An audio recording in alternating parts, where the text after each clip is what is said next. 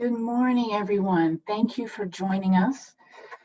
Welcome to the May Executive Women's Council webinar. I miss seeing all of you in person. It's really fun to see all these familiar names joining in the room.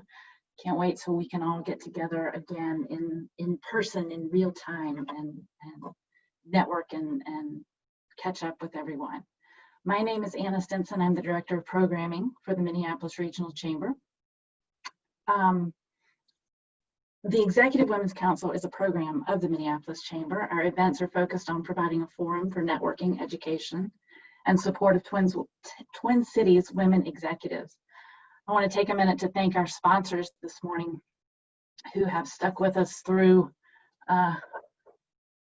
thick and thin times. Centerpoint Energy, Lohman Abdo, SDK CPAs, Sunrise Banks, Voya Financial, Excel Energy, McGough, Mortensen, Allied Parking, and Firefly Credit Union. Thank you all so much for your support. Our topic today is COVID-19, the generational mindset in real time. We had originally planned to cover this topic back in March at our regular meeting in a more traditional manner, but the virus had other plans. So I was thrilled when Mary Kay agreed to pivot virtually with us and adjust her remarks to include this history in the making of a new generation. I'd like to introduce Mary Kay Delvaux. She owns Inspiring Sight, a strategy and coaching company in Minneapolis. She and I both agreed in preparation for this luncheon, now webinar, we wanted to set a welcoming and less formal tone. So instead of my reading her bio to you, you will find that in a PDF in the chat room. What you really need to know about Mary Kay is that she is a farm girl who loves adventure, stream fishing for brook trout, is an avid biker, and loves the sport of hockey so much that she sings the national anthem at games, does scorebook announcing, and runs clock. Her love for the sport began when she became a hockey mom to her two sons, now 20 and 18. One more note before I turn things over to Mary Kay. For those of you who are able to stay on to the very end of our session, your company will be entered into a drawing to win a 30-minute complimentary coaching session around conflict and working with multiple generations. You will be notified by email. So hopefully all of you can stay and be entered into that drawing. Mary Kay, I will turn it over to you now. Yay. Okay. I still don't have video, so I'm going to get started and let you guys work on the video end of it. I can't unmute or unvideo. I can't start my video until the host starts that for me. My apologies. This is not how I plan to enter this thing today. But in this world of uncertainty, we have to learn to roll with it. So I appreciate your patience. This literally worked 10 minutes ago. So we were talking to each other. Everything was fine. So I'm just going to roll with it. Thank you for being here. I am very excited for this day. This originally was supposed to happen back in March. And at first I thought it was going to be canceled altogether. So while I would prefer to be in person with you, I am happy to still have this opportunity to get this message out and to hear your questions and help move this work forward. So I lost the poll results now. I saw part of them to begin with. And so what I think is interesting about the poll now, I heard you say, and that I had no idea there were that many generations. And that is what you are going to learn today about the pace of change and how even generational cohorts are changing. I want to preface all information today by saying these are generalizations of cohorts of people based on research during the time in which these generations are coming of age. So what I'm sharing today, always, every person is an individual. But we do, as cohorts of people, because of the times we grew up in and the things that were happening in the world, we do have some general things that affect our mindset because of that. So please, when I'm speaking in generalizations, if that doesn't apply to you, don't write it off. Please understand that this is how we talk about a cohort of people to understand these larger sweeping trends. Now, why there's so many generations? So we talk about there's 4 to 5 generations in the workplace. Actually, there are now 6 to 8 generations in the workplace. And the reason for that is that things are changing so quickly that we will, and I'll talk about this more in detail, but the Millennial Generation, for example, an average cohort is 15 years. Throughout history, they have a similar experience, the people within that 15 years. What we started to see with the Millennial Generation, that the older millennials, or the first-born millennials, are no longer relating at the same level to the younger millennials, because the world has changed so much within about a 9-year period of time instead of 15, that even within the same generational cohort as we have defined it historically to be 15 years, there is already a shift because things are progressing so much more quickly. So let's go to the real driver of those changes, which is the speed of change. So in the traditionalist generation, there were 2 major forms of technology invented. You move to the baby boomer generation, and there were 3. Generation X, again, and these are cumulative. So on top of the 2 generations before, Generation X added another 3 technological advances. Then we move into the Millennial Generation, and we add another 6 or 7. Now we move into iGen, or Gen Z generation, and I don't even remotely have all the technological advances in here. I am missing many. I mean, they're changing so rapidly. So as you can see, the pace of change for technology, we've had more change in 1 generation than we had in the 4 generations combined. So when you look at technology, it is the driver of all these changes, and people are living longer due to medical advancements, which is driven by technology. They're responsible because we're living longer, we're working longer, which is the beginning phase of are you not seeing slides? Is that what I'm hearing? Yes, the sharing. Okay. Shifting again. I'm not going to say everything again. I'll share these with you, but I really think it's important you see the last slide. You really haven't missed much for slides because all my changing was within this one. Thanks. I'm just going to pause. Can everyone hear me? Can everyone see the slide? It looks like people can see things now, and I believe we've got audio and video. Yay, for slides. Awesome. Okay. Thank you all for your Take patience. 2. Take 2. Yes. Fresh start. Yes. So just to verify, could you hear everything I was saying? I believe people could hear. We just didn't have the screen. Okay, so perfect. Then I don't have to backtrack much.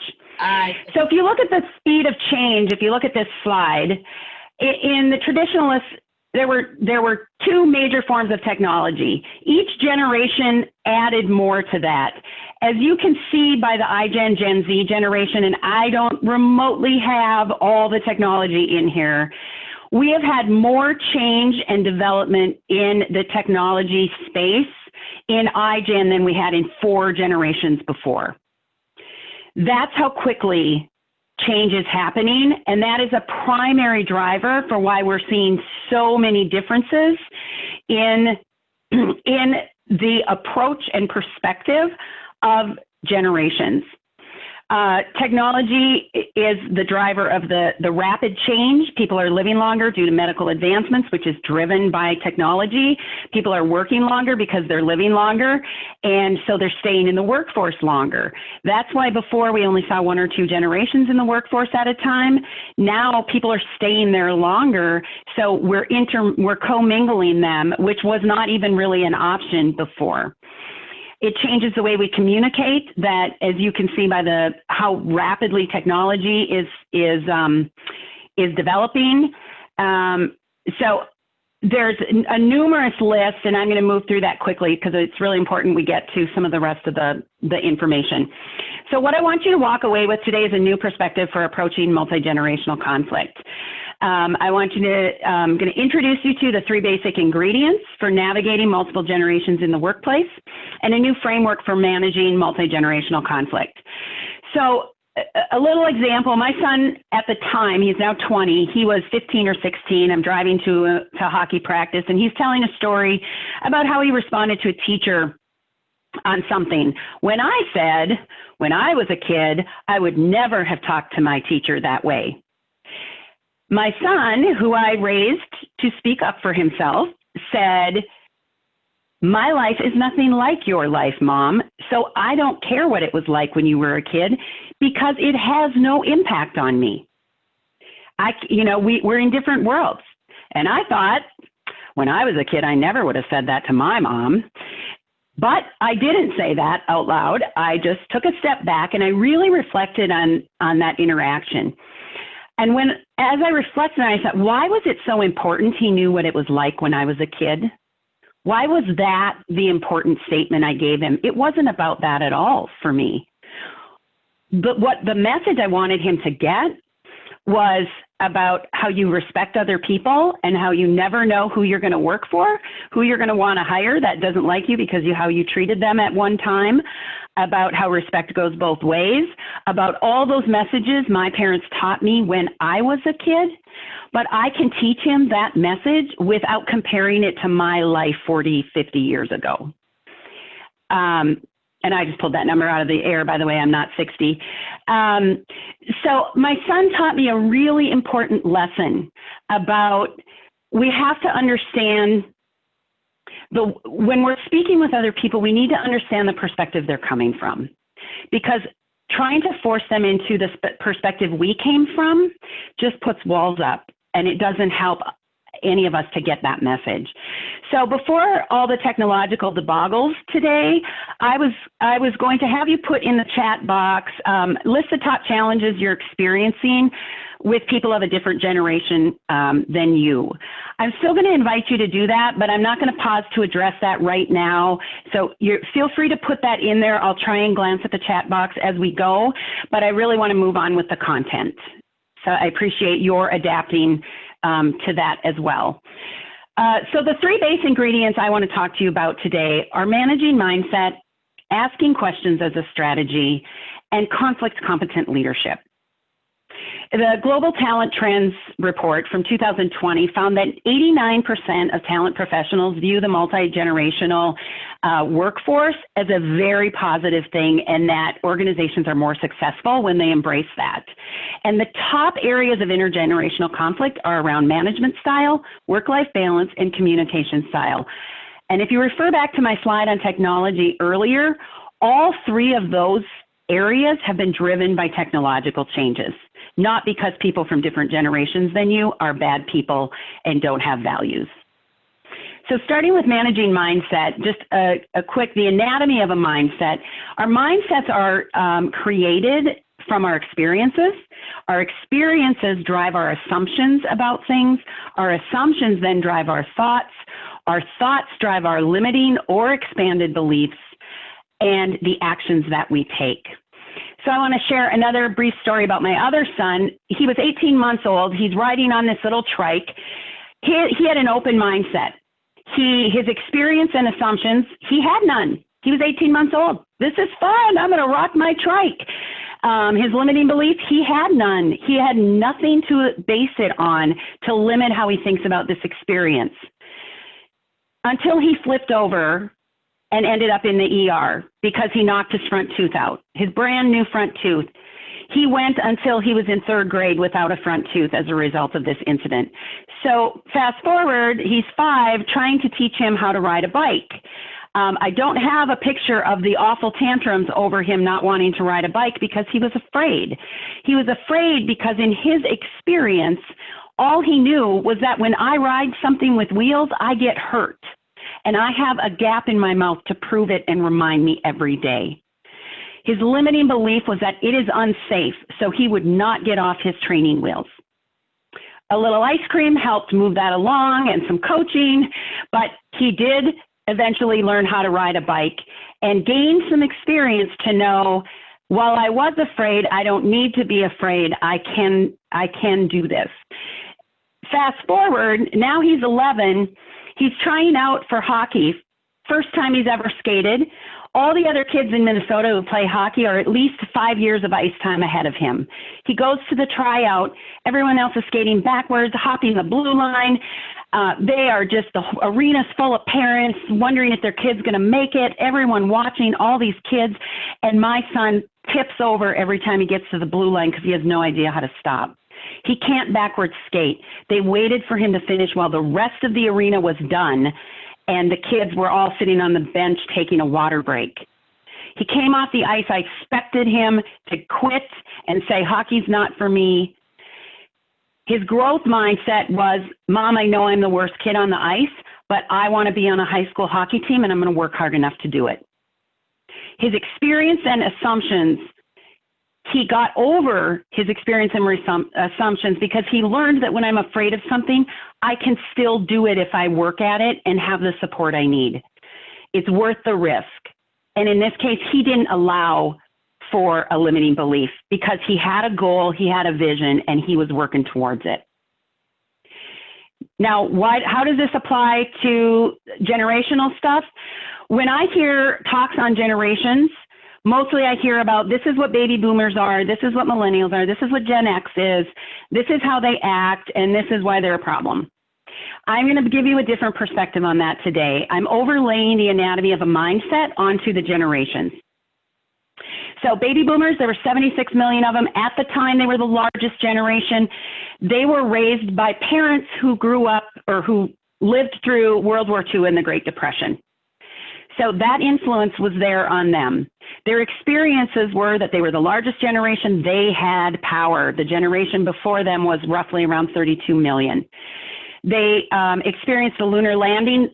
We can do anything as a country, as a society. Women's liberation. They also experienced assassinations, the civil rights movement, people starting to speak up and say, I won't accept this anymore. Those experiences led to some thoughts and assumptions, which is reach for the stars. We just landed on the moon, baby. We can do this. The other piece was if I don't show up, I'm going to miss out. This was the largest generation to date. That means there was competition for every job, and there was no internet at that time. So if you were not in the room, you were not counted, present, or valued. Competition became a way of life as a result, and it drove their limiting beliefs that if I'm not in the room, I'm not working, and you have to pay your dues. There's a hierarchy, and you have to pay your dues. You work for what you get. You don't start in leadership. The actions, they designed the original systems that we're working in today. They were the first generation with wealth, which gave them many opportunities that generations before did not have. They were career focused, and as a result, they had fewer children. So now we move into Generation X, and I'm moving through this very quickly because I want to make sure I get through some of this content.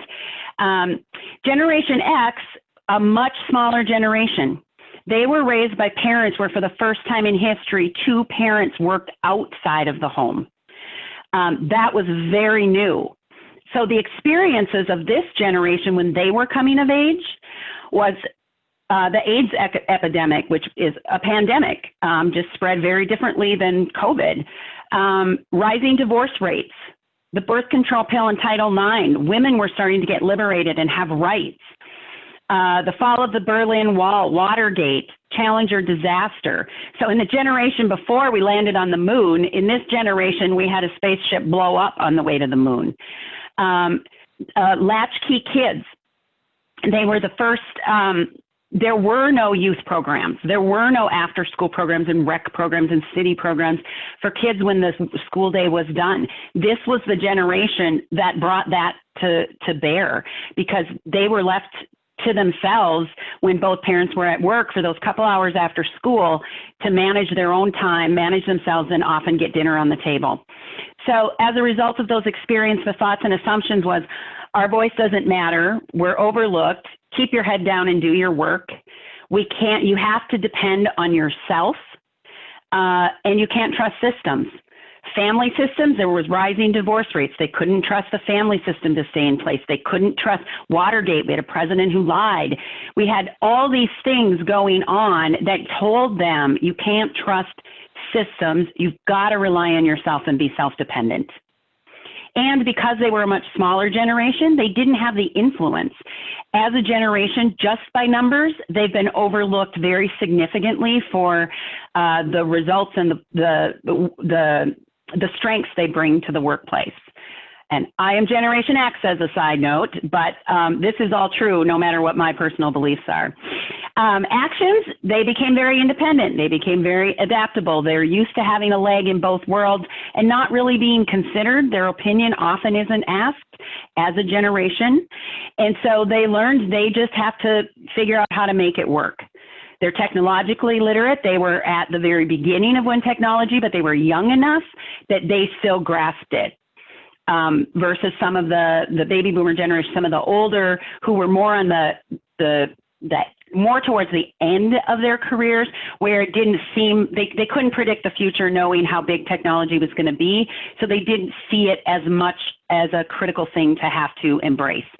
The Generation X did see that as something they needed to embrace. They're creative, they're willing to challenge the status quo, and adaptable. So now we move into the Millennial Generation, where we start to see the pace of change really ramp up. So when I talked earlier about an average generational cohort is 15 years, this is where we start to see that within about 9 years, things have changed so much that even older and younger millennials don't always see eye to eye because their perspectives are so different. So they were also raised by parents who overprotected and didn't believe the world was safe. This generation surpassed the baby boomers in size, which gave them significant influence. The more there are of you in a generational cohort, the more power you have to make massive sweeping change across our society. Again, Generation X was stuck in the middle of these, what was the largest generation, then Generation X, now what is the next largest generation, and they have always been sandwiched in the middle of these two powerful forces as a cohort. So this is really significant, the experiences of the Millennial Generation, especially because most of us have lived through this regardless of what age we were in when it happened. This is recent enough that we've all had some experience with it to some degree. So the Oklahoma City bombing, Katrina, the failure of the response to that, first college shooting, students being overscheduled. It takes a village, where we started working with our neighbors to support our kids, soccer parents, minivans, the play dates, Columbine school shooting, which was the first of many which continue today, and 9/11. So the message to the parents raising the Millennial Generation was that the world is not safe. Even in Minnesota, we had Jacob Wetterling, who disappeared from a prairie. So parents doubled down that they needed to know where their kids were at every minute. As a result, youth sports took off. Kids were scheduled every minute of every day. None of what I'm describing is out of because people were bad. It's because they were reacting to the times that we were in. And what that did for the Millennial Generation is that it also robbed that generation of the opportunities to think for themselves and plan their own time. So when they got to the workforce, their life had been color-coded schedules for the majority of their growing up. So when this activity's done, mom tells me where to go or dad tells me where to go, who's picking me up, who's dropping me off, and where do I go in between before my next parent gets home. Their life was so scheduled, they didn't have to think about entertaining themselves for their own free time's sake. And as a result, developmentally, they didn't develop necessarily those same critical thinking skills around, if my task is done, what do I do next?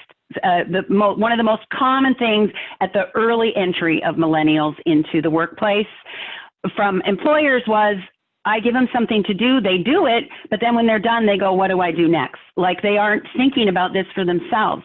Well, if you think about their experiences, that's not been their experience, and those skills have to be mentored and developed.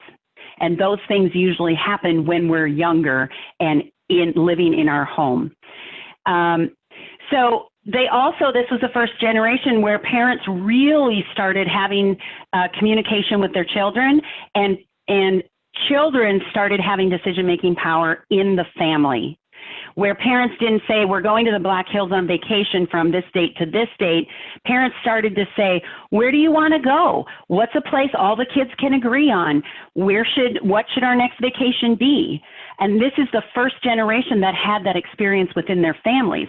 So what it taught them, what their experience and assumptions are, is that I have a voice, I get to ask questions, I get to share what's meaningful to me. And then they went into a workplace filled with baby boomers whose experiences, assumptions, and thoughts were based on, you don't speak till you're spoken to, you put in your time, and you ask questions when you're given the opportunity to ask them. Those are very different perspectives that are colliding, and that has shifted a lot since millennials are now in leadership positions all over the place. But that is where that clash derived from. And then some of the actions of the millennial generation, they're very optimistic. They're able to multitask. They're team-oriented. If you think about their upbringing, being in play dates and youth sports and organized things all the time, that's their experience. They're used to and safety working in teams. That's what they've known, and that's what they like. They're tenacious. They're driven to grow and learn. They're technologically savvy. And baby boomers don't always like to hear this, but very much in the same way that baby boomers were activists, so are millennials. You're just in different times activating about different things. Now, Generation Z, we are in this right now. Not many are in the workplace yet, a couple years worth. What they were raised by parents who lost stable jobs and housing during the recession. So when in their coming of age, they watched parents who have been working hard and loyal to companies lose jobs, lose retirement funds, lose housing. In their experience, Generation Z, they grew up with Amber Alerts. Young people disappear so frequently, there's a national system to warn people to look for them. They grew up in the Great Depression. They had school closures due to flu long before COVID-19. Hand sanitizers, bike helmets, you always have to be protected. Diversity, the world they've grown up in has always been diverse for the most part. This generation has never known life without the internet. Netflix, Hulu, Amazon, on demand. You don't have to wait for things. The other thing that Generation Z has also experienced is having lockdown drills since they started school. When I grew up, we had tornado drills and fire drills. Now lockdown drills are a part of standard protocol. This is the first generation that's experienced that. Thoughts and assumptions, avoid debt. They watched their millennial predecessors go to school, rack up lots of debt, and then not be able to find jobs or jobs that are well-paying enough to actually pay off those debts. Uncertainty has been their world. I'll refer back to my son, Lucas. He is a senior this year. The class of 2020 was born during 9/11. I remember being 5 months pregnant, watching the towers go down, thinking, what kind of world am I bringing this baby into? Now, when they graduate from high school, it's the first virtual graduation for a high school student ever. And they've been semi-robbed of half of their senior year and all the things they've been working 13 years, all those privileges as a senior that you get to play a prank on your favorite teacher and do senior slide and senior skip day and that last 6 months with your friends, those things are gone. They have also grown up knowing that every action, and this is in part due to the millennial generation, every action hurts or helps the environment. They're thinking about how they're spending their time, their money, their resources, and interacting with the world around them. And the limiting beliefs are that they can't count on things. Look at all the uncertainty in Generation Z's life. It's everywhere. They also grew up in a world with instant gratification on demand. So actions, they see opportunities. They're accepting and they're naturally inclusive because it's the world they know. They don't know anything different. Their work ethic is reminiscent of the 90s Generation Xers. They're technologically advanced. They want different experiences from college that will get them the education they need to be successful, but not sink them in the financial world. And they have relationships across the globe, and technology is soothing to them. So there are 5 ways that Generation Z differs from every single generation that's gone before them. One, there's 90 million of them. It is now the largest generation. They can broadcast their thoughts and emotions to the world before they were equipped to emotionally handle it. They've had an internet-equipped cell phone in their hand since they could handle a device. They've never known the school environment without lockdown drills for safety from shooters.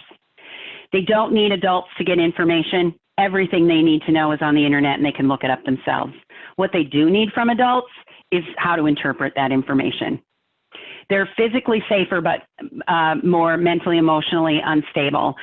Public Health has been doing surveys with teens for decades, and the markers they always use are around pregnancy, drugs, alcohol, unsafe driving, those kind of physically risky behaviors.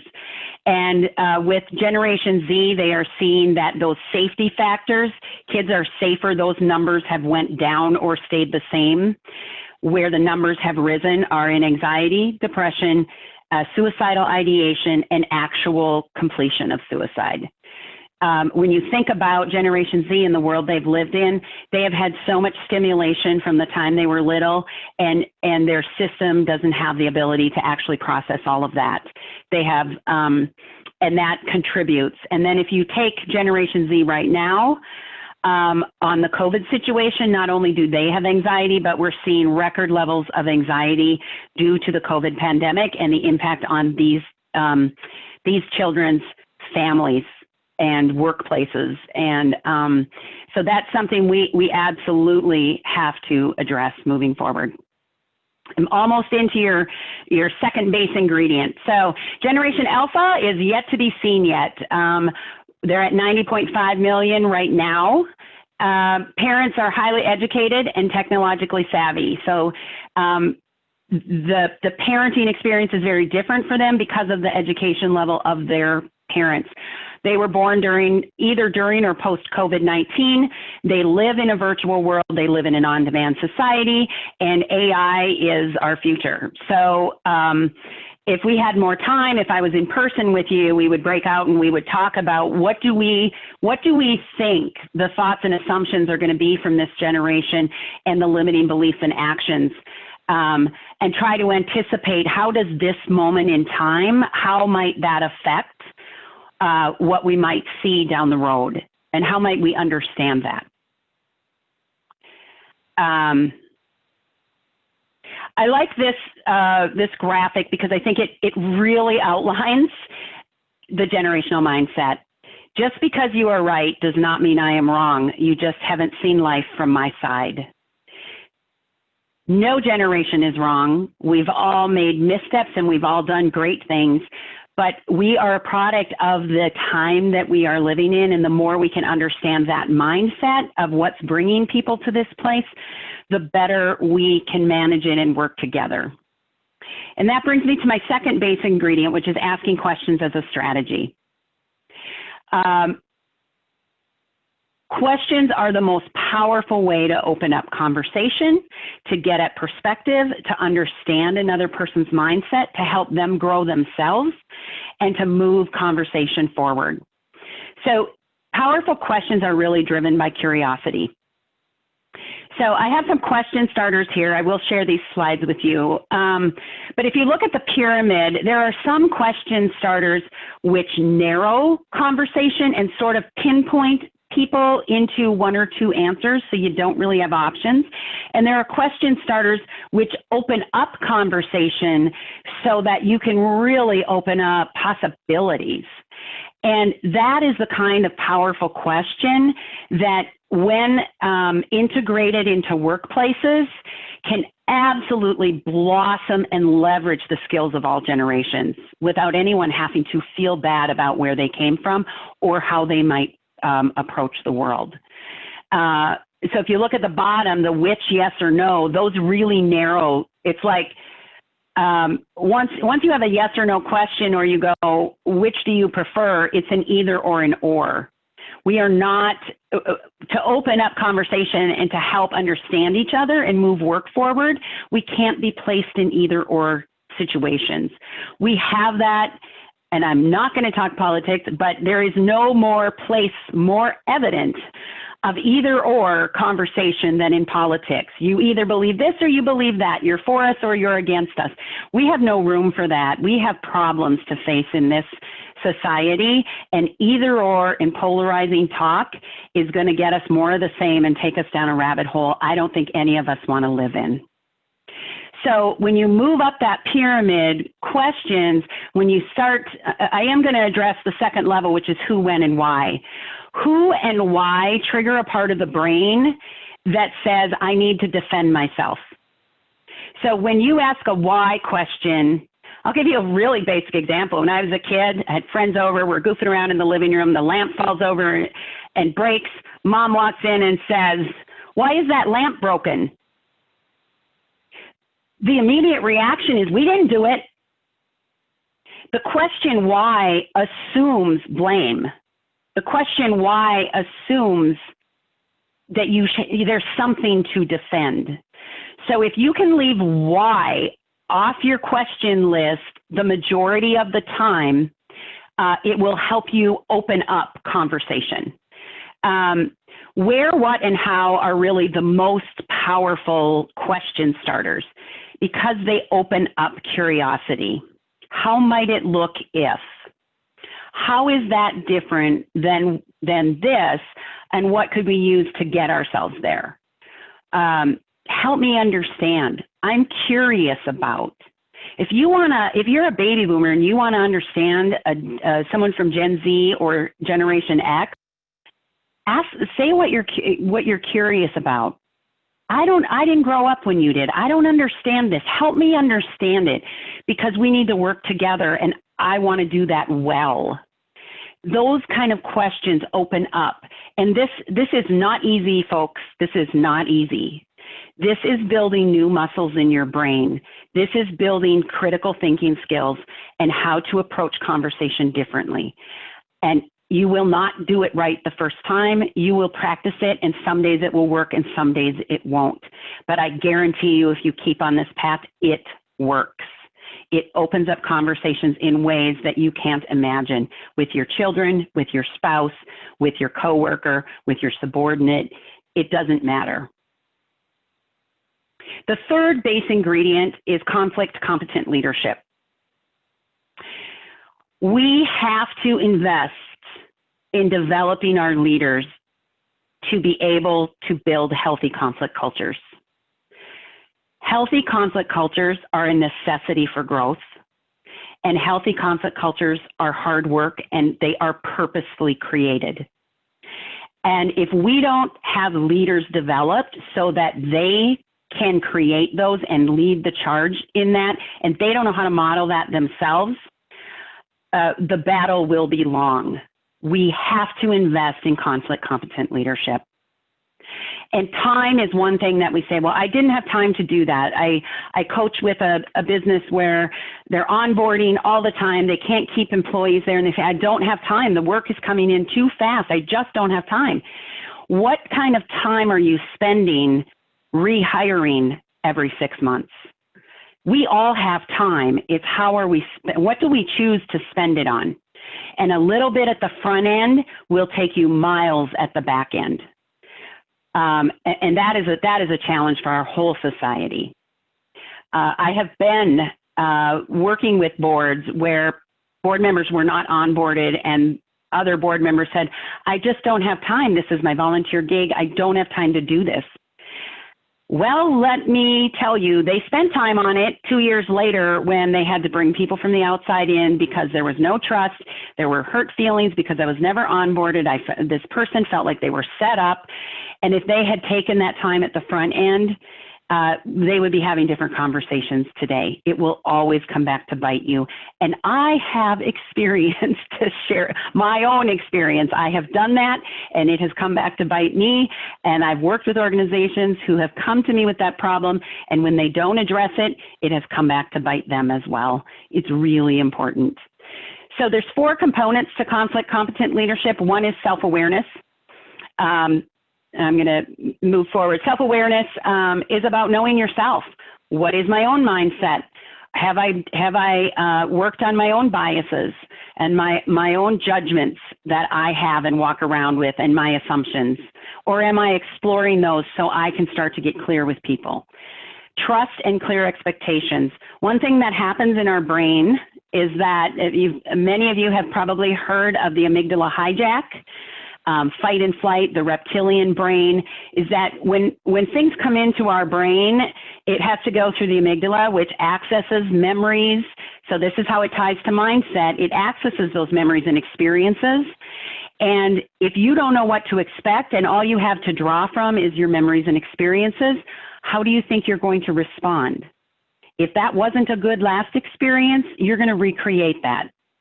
And so when leaders set clear expectations, here's what you can expect from me. When you get on the job, here's what you can expect for development.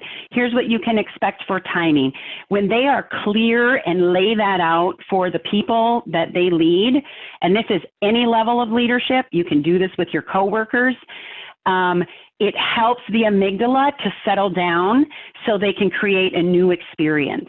Instead of creating the experience based on past history, they can create the experience on now because the fight or flight trigger is not activated.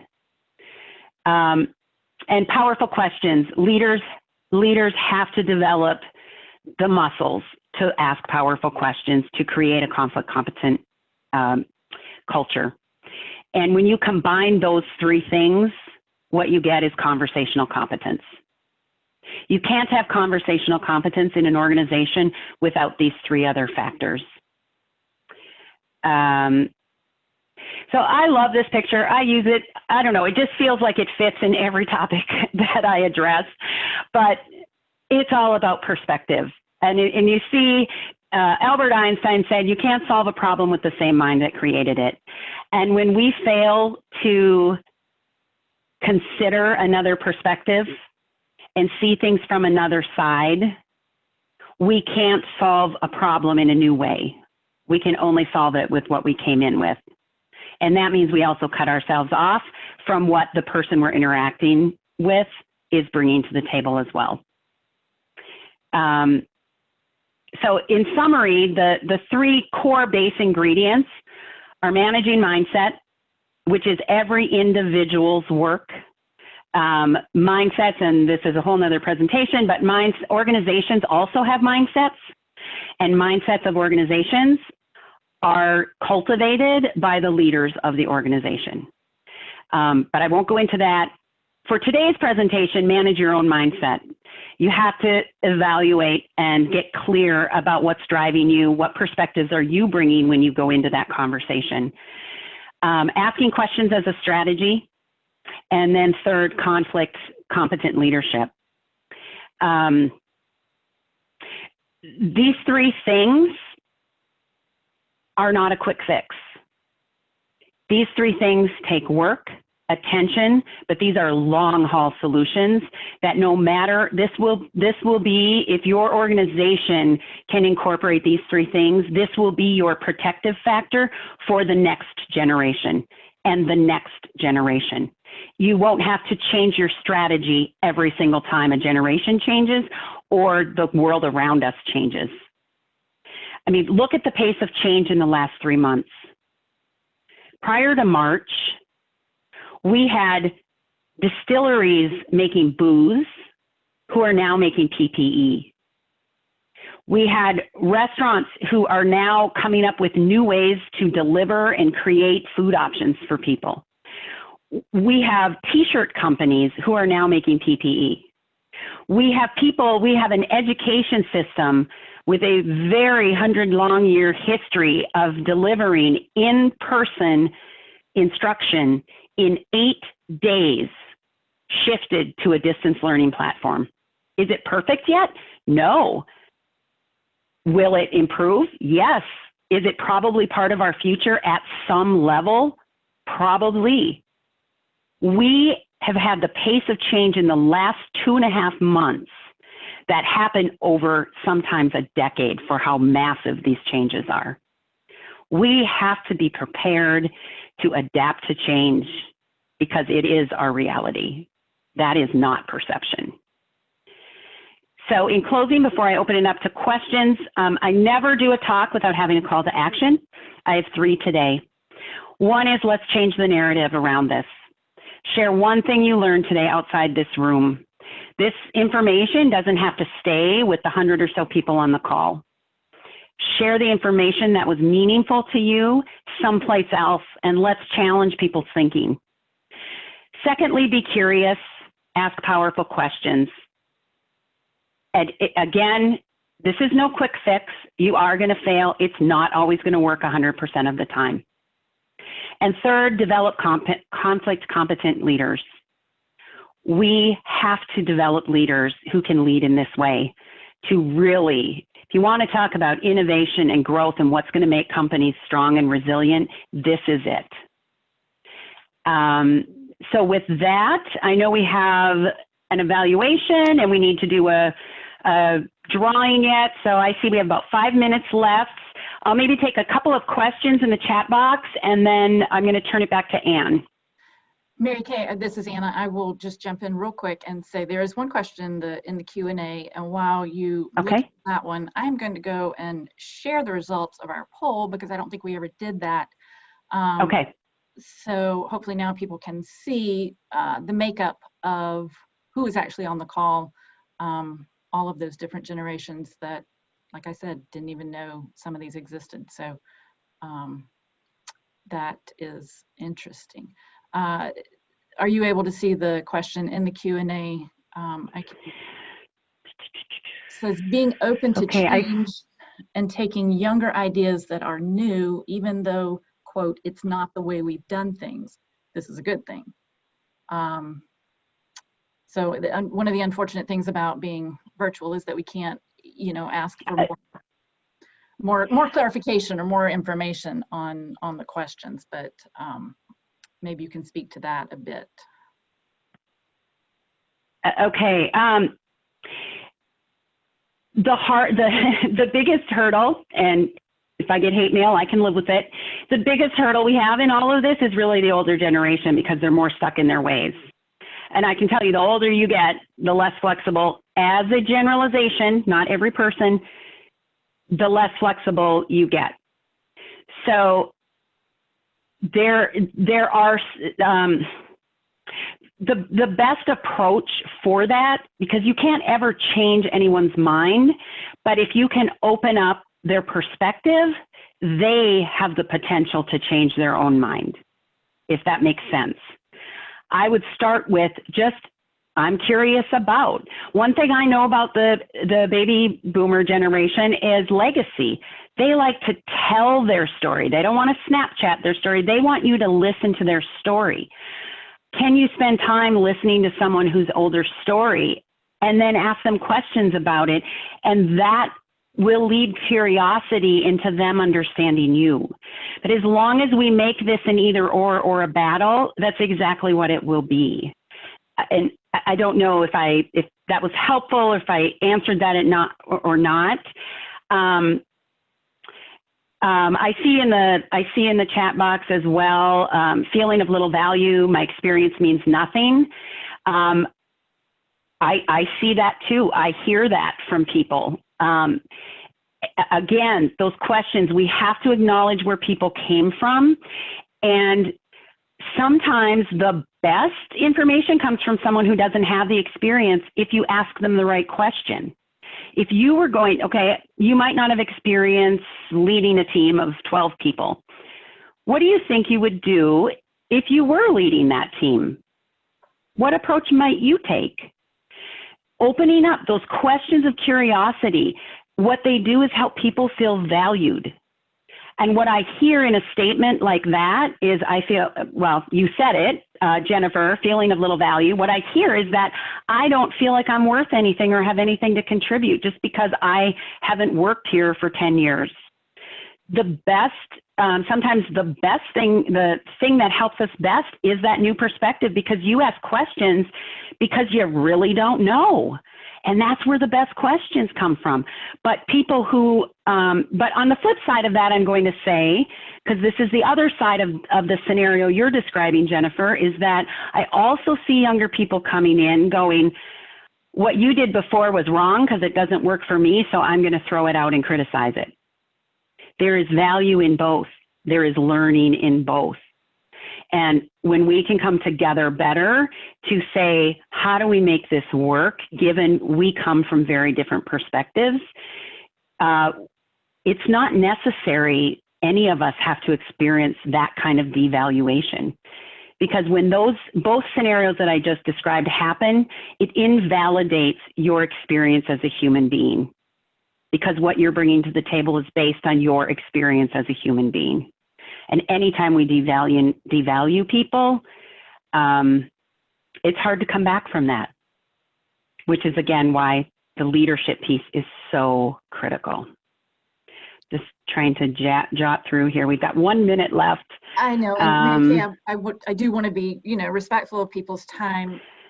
This has been an exercise in learning for, all of us. We shorted ourselves a little bit on the front end, but you've made a wonderful time. And I think that we could probably sit here and talk about this for another hour, answering people's questions. There's so many individual situations and conditions. I saw a comment in there from Mary Beth, referring to elderly parents and children. I got to put a shout out for those of us in Gen X who are the sandwich generation, and we're dealing with the older parents, the younger children. All of these things you're talking about that can be, obviously in the workplace, they are important and valid, but they can also be viewed through the lens of family dynamics as well. So absolutely. Let's see. There's I'll just end with this. This is hard stuff because it's personal. It's about our entire existence. For each of us, however long you've lived, it's about your entire existence. And it's going to keep changing. And if we aren't changing, and if the generation after me isn't evolving, then I did a really crappy job, because I want them to evolve. That's what's going to keep our world going. And, I'll use the COVID phrase, we're in this together. We're in this together. It's not a competition. And the more we can support each other and get the judgment out, but it's hard work. It's hard work. I'd love the opportunity to work with any of you on this, because as you can see, I'm fairly passionate about it. So I'm going to turn it over to you, Anna, because I know you have a poll, and we want to make sure people have an opportunity to put their name in the box and get a complimentary, not a poll, but an evaluation. Right. And actually, we are going to do, I'm going to send out the evaluation via email, post. Okay. I think that's going to be easier. It's kind of funny because for years we've done virtual, electronic polls. And as a committee, we decided in the past year, let's take them back to paper and go old school. And we've gotten great response on paper. I can't give you a piece of paper this time. So please check your email and answer it'll be a SurveyMonkey or a Google form that comes out to you in the next day with some feedback. One piece of feedback that I would really like, obviously we've gone virtual. I would expect our next Women's Council event would traditionally be in July, and it would be a social. That is likely going to be a challenge. So I would like your feedback on what you want to see. You are my Women's Council. What do you guys want to see? So I will have an option for your input there. So please let me know. And I also would like to invite you to continue to submit your questions either to me or Mary Kay. You will get her contact information in a follow-up email as well. Again, there is so much in here to unpack. This is just literally the tip of the iceberg. There's just no way to cover all of this in a 1 hour. So thank you all again for being here. Thank you for your patience with our technical difficulties. We are still learning. We are getting better every day. Thank you to our sponsors. Mary Kay, thank you. This was fantastic information. I see some really good comments coming in, so I think people have truly enjoyed it. Thank you for your flexibility as well. And with that, I just have to say, I have to put in a plug for Generation X because we get forgotten all the time. It's a good thing we're adaptable, right, Anna? Yes, absolutely. Go, Jen. Sorry. We were prepared for this moment. We've been working for this all our lives. Thank you, guys. Everyone have a wonderful afternoon, and I hope to see you at some point in July. Bye-bye. Bye-bye. Thank you.